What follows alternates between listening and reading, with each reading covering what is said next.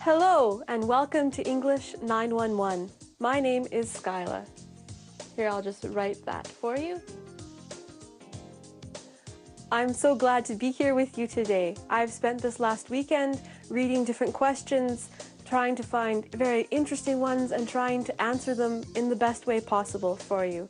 So, our first question today is from Pavel. So, our first question from Pavel, he writes in, which is better to say than I, he'll write this, than I, or than me. And here is the news. They are both correct, however, there's a slight difference in the meaning of the words. For example, if I say, Edward loves pierogies. Okay, we know Edward likes to eat pierogies.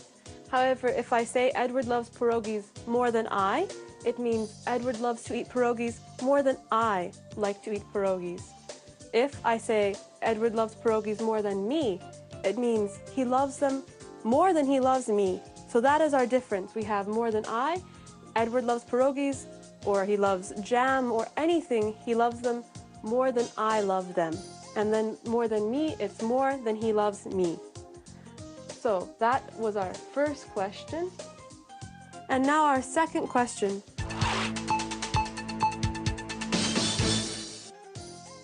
Our second question is from Larissa. What is the difference between can I, or may I? So here, and she's asked, is there even a difference? So Larissa, I have news for you. Yes, there is a difference between can I and may I.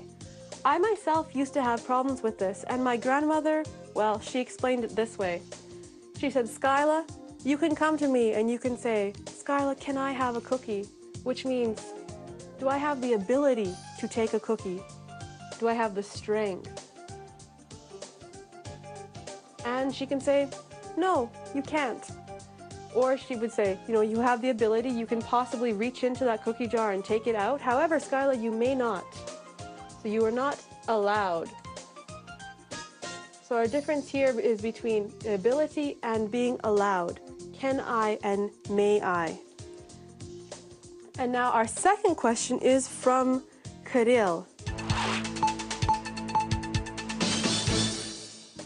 And Kirill writes in, he says, what is the difference between, let's clean off the board first so I can write the words up here. What is the difference between allusion, starting with an A, and illusion, starting with an I?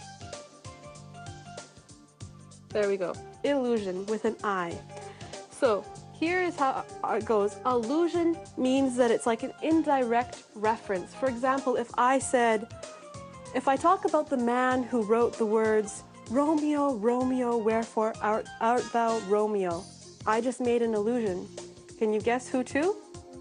If you said Shakespeare, you're correct. I was alluding to Shakespeare, making an allusion to Shakespeare. However, an illusion is something like a false idea, a false impression. For example, you could think of a synonym of illusion as being a mirage. Ooh, that is an A, I promise you. Okay, for example, when you're in the desert and you see this lovely pool of water and these palm trees, and then when you reach there, you find out there's nothing there but sand. It was a mirage, and it might make you feel ill because it was wrong. So if you need help remembering the spelling, illusions can make you ill because they're not real. They're false impressions, false ideas.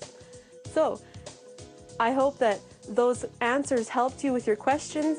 Okay, well, thank you for being with us today. I'm waiting here for any of your questions. Feel free to write in, and I hope to see you next time. Goodbye.